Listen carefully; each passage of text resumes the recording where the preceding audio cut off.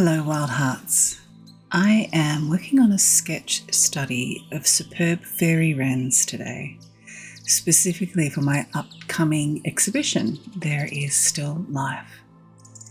This little blue jewel will feature in one of my paintings where 5 wrens will be flitting around climbing roses on a wooden table with 2 young birds safely nestled within the brambles. There's something so magical about these tiny birds that I have been absolutely captivated by. As I sketch, I want to share some of the thoughts about these remarkable beings and how they connect to the themes I'm exploring in my exhibition. The Superb Fairy Wren is one of those birds that if you live in Eastern Australia, you might see often enough to almost take for granted. Yet when you stop and truly look at them, and I mean really look, they're absolutely extraordinary. That electric blue on the male is unlike anything else in nature, especially against that contrasting black. It's almost like they've been painted. It's almost like they're a little bit unreal. This is at the heart of my There Is Still Life exhibition. The invitation to see what's already here with fresh eyes. In traditional still life paintings, European artists would showcase exotic imported goods, rare flowers or game animals as symbols of wealth and prestige. But I'm asking, what if we applied that same reverent gaze to the wildlife already around us? There's this cultural tendency to overlook native beauty in favour of exotic or imported. We hang prints of European flowers on our walls, but we might never think to celebrate a superb fairy wren with the same reverence. These birds embody a beauty that is distinctly of this place, of Australia, this land, not something brought in from elsewhere. By placing them within the formal composition of a Dutch-inspired still life, I'm hoping to challenge that gaze to redirect our attention.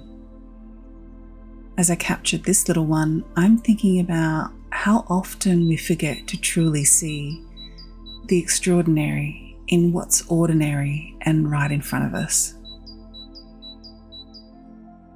Something fascinating about fairy wrens is their social structure.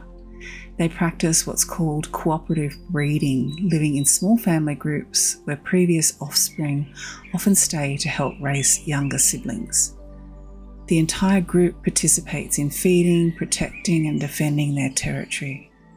I find it so moving, this innate understanding that raising the next generation is a communal responsibility. It reminds me of creativity itself, how it flourishes best in community. And that's actually why I've created a patronage program around my exhibition, because I believe that art benefits from shared energy and collective witness.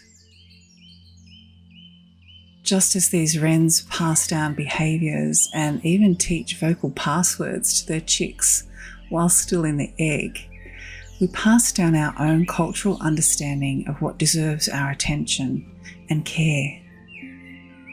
By bringing together a community around my paintings, I'm hoping to shift that attention toward our extraordinary native wildlife. As I work on this exhibition, I'm conscious that I'm never truly creating alone. There's a whole ecosystem of support, from those directly involved in the patronage program to everybody who engages with these videos. We're creating a kind of creative cooperative breeding system of our own. So I'm doing these sketches inside my sketchbook as part of my preparation for the paintings. I want to get to know the beings a little bit more. I want to really dive into the details, get really intimate and particular, and try and see more. And look at that little eye, right? There's such intelligence there. When I spend hours studying a being like this, it becomes an act of reciprocity.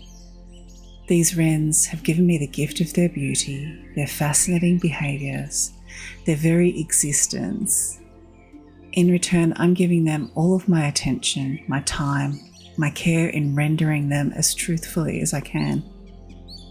And this exchange feels sacred to me. In a world where we're constantly extracting from nature, art gives us a chance to give something back. Our attention, our wonder, our reverence. It's a quiet act of saying, I see you, I value you, and you matter. The wrens will never see this portrait, of course. Although, there are wrens at the watershed at the end of my street. I could take the painting down there and just lean it against the bushes they frequent for a while. I wonder if they'd notice. But there's something meaningful about creating work that honours them anyway, and that might inspire others to notice them too, to learn more about them, to care about their continued existence. And that's part of why I titled the exhibition, There Is Still Life. The T is in brackets to say there is still life and here is still life. It's a good reminder that there is indeed still life here, still extraordinary beings sharing this space with us if we would only notice. These wrens appear so delicate, these tiny bodies weighing just a few grams with their slender beaks and legs that are like little twigs, but they're remarkably resilient. They navigate our changed landscapes, they adapt, they persist despite all the challenges we've introduced into their world. I find a parallel here with the creative process itself, especially when preparing for a major exhibition. There is such vulnerability in making art, in sharing it with the world. Some days I feel as delicate as these little wrens appear. But like them, there's a resilience that comes through showing up day after day, making mark after mark, and bringing these beings to life on paper and canvas. As I place these seemingly fragile beings within the formal structure of a still life, nestled amongst roses with their thorns, I'm thinking about that delicate balance between vulnerability and strength, between traditional and contemporary, between what we've been taught to value and what truly deserves our attention.